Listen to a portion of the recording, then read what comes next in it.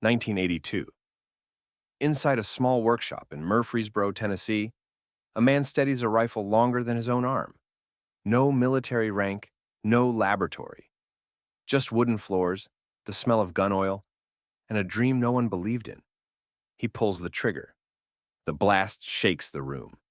A 50 caliber slug punches through a steel plate a mile away, a shot that shouldn't even be possible.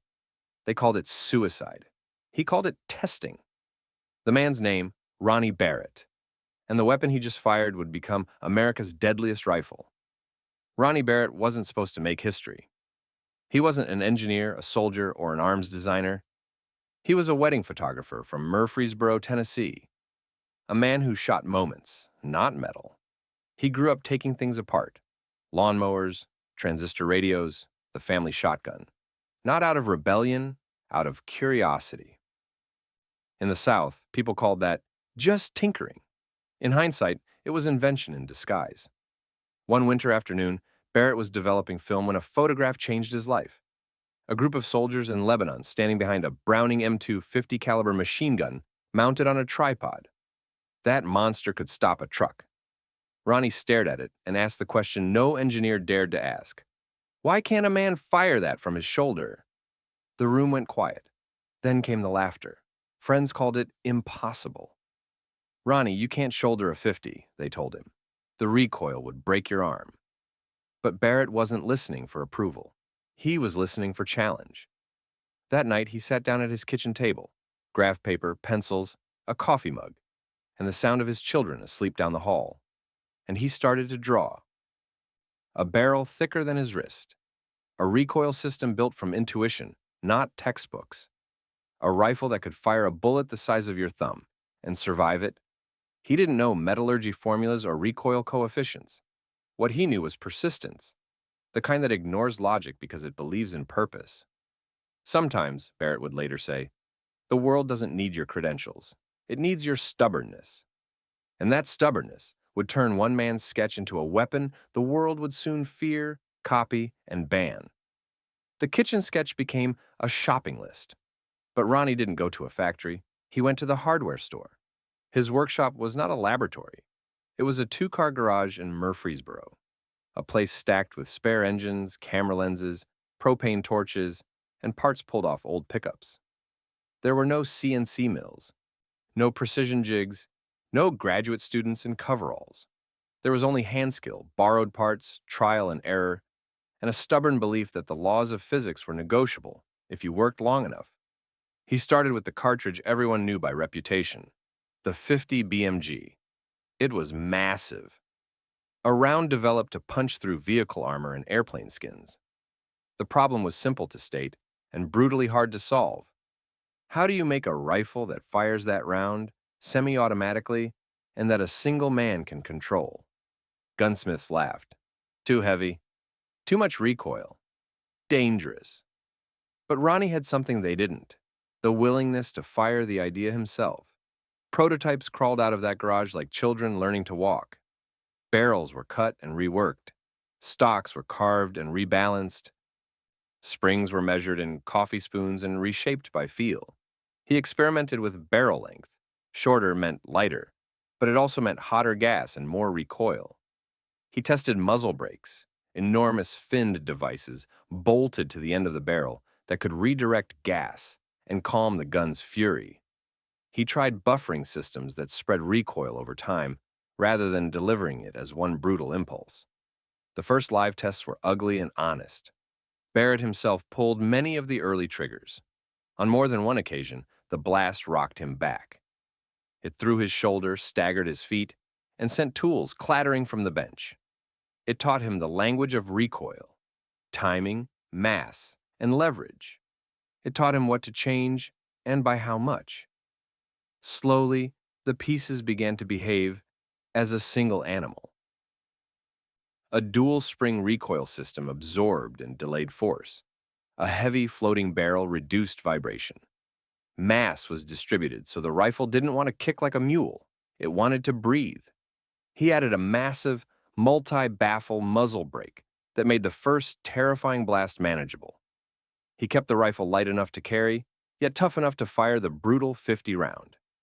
Each night he took notes, adjusted drawings, and built again. Neighbors heard the hammering and assumed he was restoring an old tractor. His wife counted the cost in late nights and mortgage anxiety. His friends called it a hobby that would bankrupt a man. The result was a weapon few had imagined, a shoulder-fired, semi-automatic rifle chambered for the 50 BMG, later christened the Barrett Model 82. It looked wrong on paper, heavy, long, and dangerous. But it worked. More important, it worked reliably.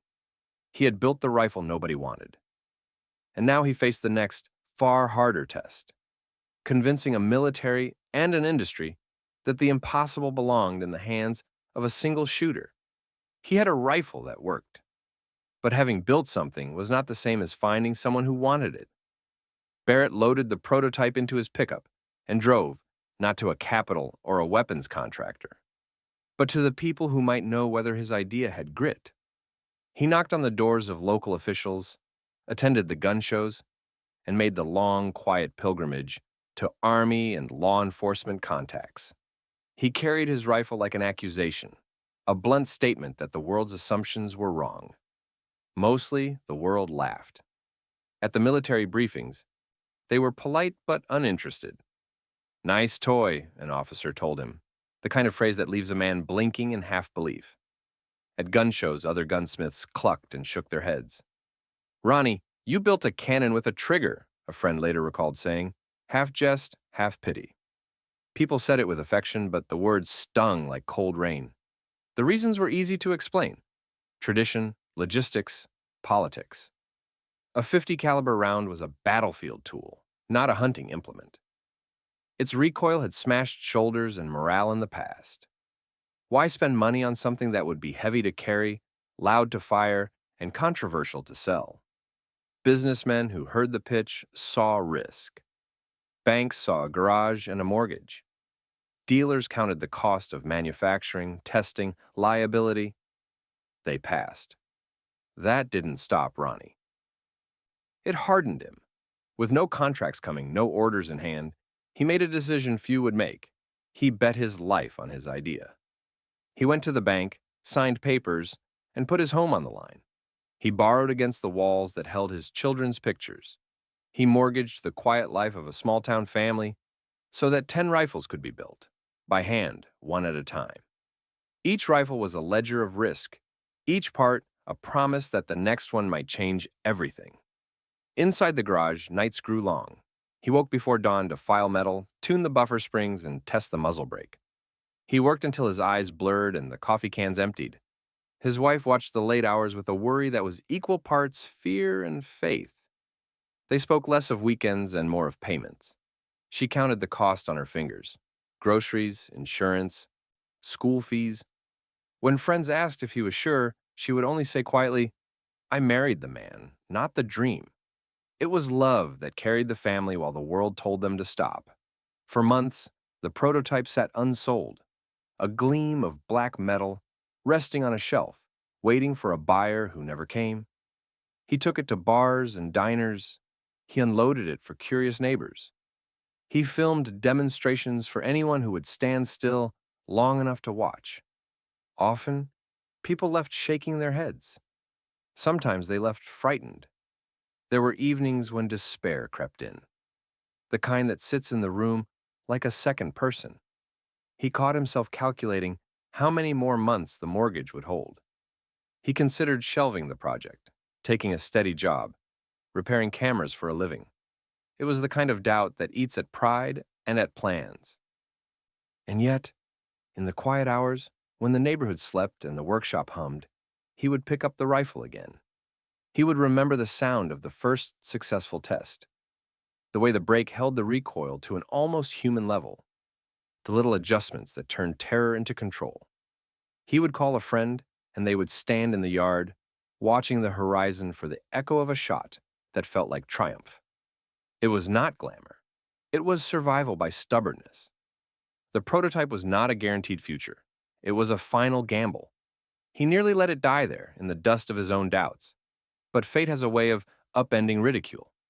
Across an ocean and under a desert sun, Something was about to happen that would make the world listen, not because they believed him, but because war needed what he had built. What made the Barrett rifle feel like magic was not a single part. It was the way a handful of ideas were put together so cleanly that they stopped being theoretical and started being inevitable. Start with the ammunition. The Barrett fires the 50 BMG, a cartridge the size of a man's thumb, developed in the 1910s to reach out and stop armored targets and aircraft. Think of it as the heavy weight of rifle rounds, long, hard, and carrying energy that can punch through engine blocks and light armor at long range. That energy is the problem and the promise. The genius of making this a shoulder-fired weapon lay in one central puzzle. How do you tame that force so a single human can control it? The answer was a system that didn't try to fight recoil. It redirected and delayed it. The Barrett uses a semi-automatic recoil system built around a massive buffer and spring setup. When the rifle fires, the bolt and barrel move in a controlled sequence, absorbing much of the impulse and stretching it out over a fraction of a second. That delay turns a single violent kick into a long, manageable push. Pair that with a heavy, multi-baffle muzzle brake that redirects gas to counteract backward motion, and the first terrifying blast becomes a powerful but survivable shove. Another critical piece was the magazine, a detachable 10-round box that let marksmen reload quickly without losing sight picture or position. It made the gun practical for real-world missions, not just headline stunts. And then, accuracy. This rifle was not built for spray, it was built for precision at obscene distances.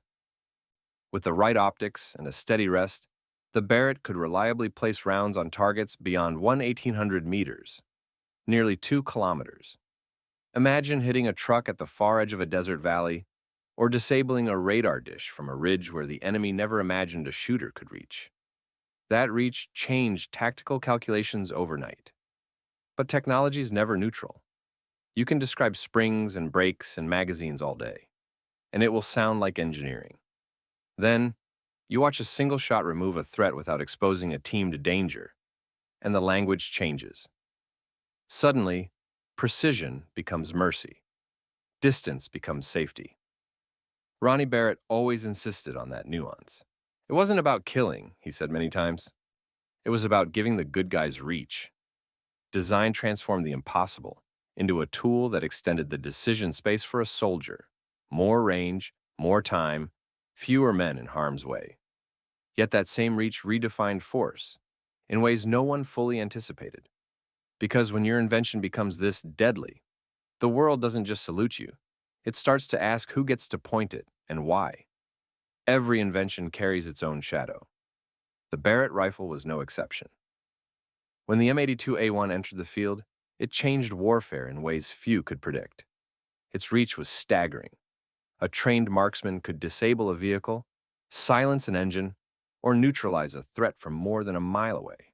It saved lives on one side, but to others, it looked like an instrument that blurred the lines between precision and destruction.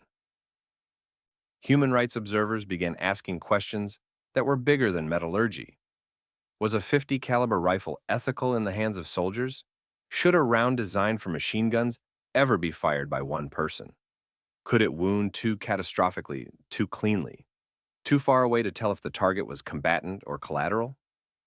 In the late 1980s and through the 1990s, as Barrett's weapons spread to Allied militaries and later to law enforcement, those questions grew louder. Editorials called it too powerful for human use. Some governments sought to limit or ban it. Activists claimed it turned war into hunting. Even some officers whispered that it gave soldiers godlike reach. And with that came godlike responsibility. Ronnie Barrett didn't shrink from the debate. He leaned into it. He testified, wrote, and defended what he'd built. He said the rifle was a tool, no more evil than a hammer, no more moral than the man who used it. It wasn't built to make killing easier, he told one interviewer. It was built to make survival possible. Still, the tension followed him home. Then, in 2005, the controversy hit a breaking point. The state of California banned civilian ownership of 50 caliber rifles, citing potential misuse. Most manufacturers accepted it quietly. Ronnie Barrett didn't. He refused to sell or service Barrett rifles for any California law enforcement agencies. When the LAPD sent one of their own rifles for maintenance, Barrett shipped it back unfixed, with a note that became legend. If you don't trust me with it, you don't get to use it. That act, defiant, principled, polarizing, transformed him from inventor to symbol. To supporters, he was standing up for the Constitution, for fairness, for the right to own what you build. To critics, he was drawing a dangerous line between principle and pride. His company felt the pressure. Contracts wavered, orders slowed. But Ronnie Barrett didn't budge. He believed independence mattered more than approval. The same stubbornness that once drove him to design the impossible now fueled his resistance to compromise. It wasn't arrogance. It was identity, the belief that innovation and conscience must walk together, or both lose their meaning. The rifle that had begun as a dream in a Tennessee garage had grown into a weapon that sparked global debate. It gave soldiers protection, nations pride, and critics outrage. It forced the world to confront an uncomfortable truth that progress and peril often arrive in the same box. The same defiance that built the rifle was now turned against his own government. And the man who started as a backyard dreamer had become something larger, a craftsman standing between invention and morality, asking the world a question it still struggles to answer. How much power is too much for one person to hold? When the world finally noticed Ronnie Barrett's invention, it wasn't in a showroom. It was in a war zone. In 1990, Operation Desert Storm began. The U.S.-led coalition against Saddam Hussein's forces in Iraq. The desert was vast, the ranges extreme, and the need for long-distance precision immediate. The U.S. military was looking for a rifle that could do what nothing else could: disable vehicles, radar stations, and even parked aircraft from beyond the enemy's effective range. They found it in a design built by a man who, only years earlier, had been laughed out of meetings. Barrett's rifle, now known as the M82A1, proved itself almost instantly. At ranges exceeding 1,800 meters, gunners could put half-inch steel slugs through equipment that cost millions to replace. It wasn't just a sniper rifle. It was a new class of weapon, the anti-material rifle. It could destroy, deny, and disrupt, all from safety, with a single shot. By the end of the Gulf War, the world's militaries were taking notes. Countries that had dismissed Barrett's design as impractical were now placing orders. The weapon was rugged, simple to maintain, devastatingly effective, and precise enough to change how armies thought about range and power. Soon, the rifle moved from the sands of Kuwait to the mountains of Afghanistan, then into the cities of Iraq. In every new conflict, it found a purpose: counter-sniper operations, vehicle interdiction, overwatch on high ground. Its presence became unmistakable. A low crack, a half-second delay, and then the echo that told you a Barrett had spoken. The weapon earned a new designation, M107, the official long-range rifle of the United States Armed Forces. Its operators were trained marksmen, often part of elite units, using it for missions that demanded reach, stopping power, and psychological dominance. When a Barrett fired, the message carried far beyond the target. We can see you, and distance will not save you. Yet the rifle was not only a tool of destruction, it became a symbol, a statement of technological ingenuity, of one man's defiance turned into a nation's capability. From NATO allies to special forces across the world, Barrett rifles began appearing in arsenals, documentaries, even video games and films. It had transcended the battlefield to become cultural shorthand for precision, power, and innovation. Back home in Tennessee, Barrett firearms manufacturing grew from a garage to a global company, employing hundreds, producing weapons for militaries, law enforcement, and licensed civilians. In less than 2 decades, Ronnie Barrett went from hand-drawing sketches on kitchen paper to leading one of the most respected precision rifle manufacturers on Earth.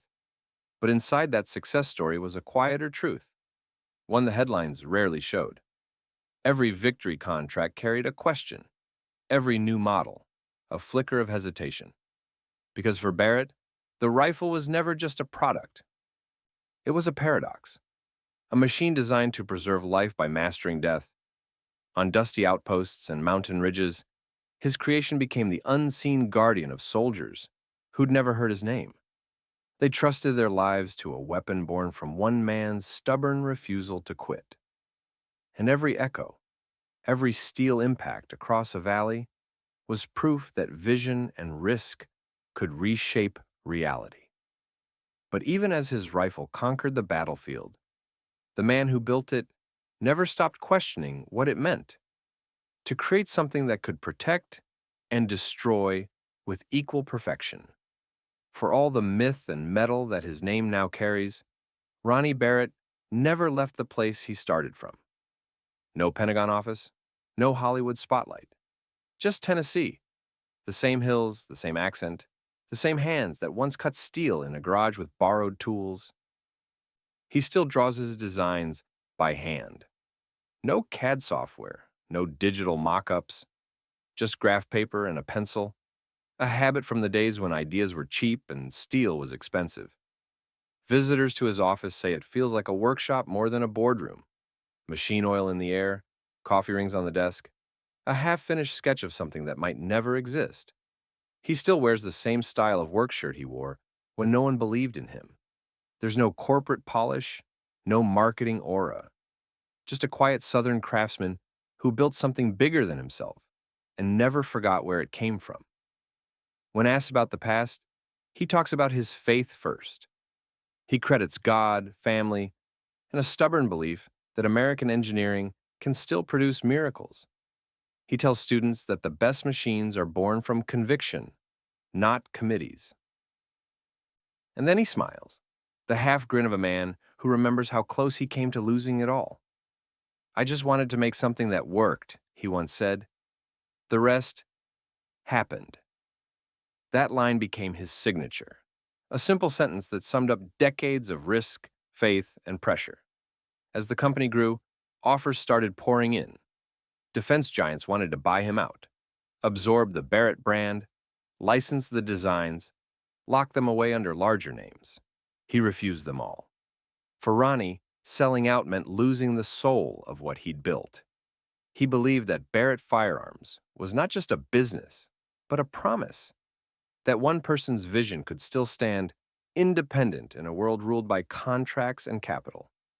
Even when the company expanded globally, its core remained a family operation. Employees call him by his first name. His office door is usually open.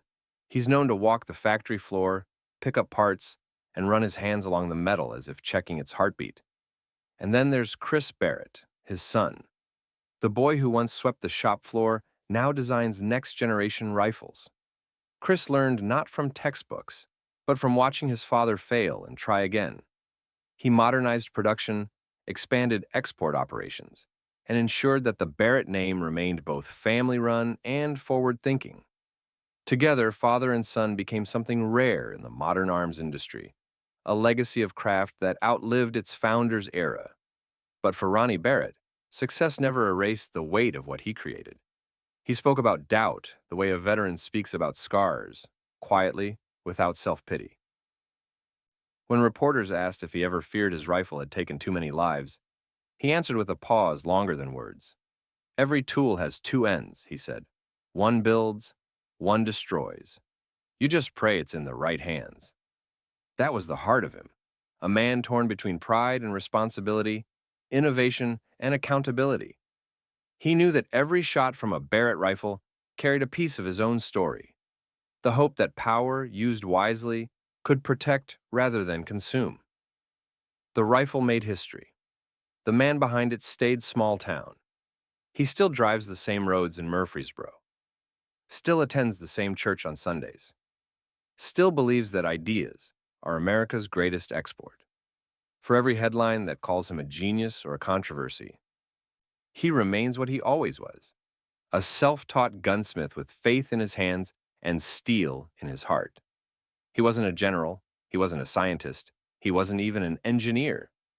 He was a stubborn gunsmith with a pencil and a question. What if the impossible wasn't? That question changed everything. In a small Tennessee garage, with a single workbench and faith that outweighed funding, Ronnie Barrett built something the experts swore couldn't exist. He didn't have clearance badges or investors or think tanks, only grit, curiosity, and the kind of defiance that separates the dreamers from the builders. He faced mockery, debt, and doubt. But piece by piece, sketch by sketch, he carved his answer into steel. And when that first round left the barrel, history flinched. The rifle became legend, used in every major conflict since Desert Storm, trusted by soldiers half a world away. Its echo travels farther than its bullet. It is the sound of one man's refusal to accept the limits drawn by others. But behind all the noise, the debates, the politics, the myth, remains the truth of a craftsman who never asked to change the world. He just wanted to make something that worked. "You can't build something new," Ronnie Barrett once said, "if you're afraid of failing." Those words outlived him in every shot that finds its mark, in every engineer who still starts with a blank page and a wild idea. Because every invention carries its creator's reflection, their faith, their flaws, and their courage to begin.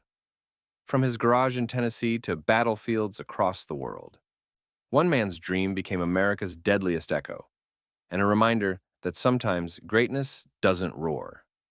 It hums quietly in a workshop, waiting for someone brave enough to pull the trigger on belief.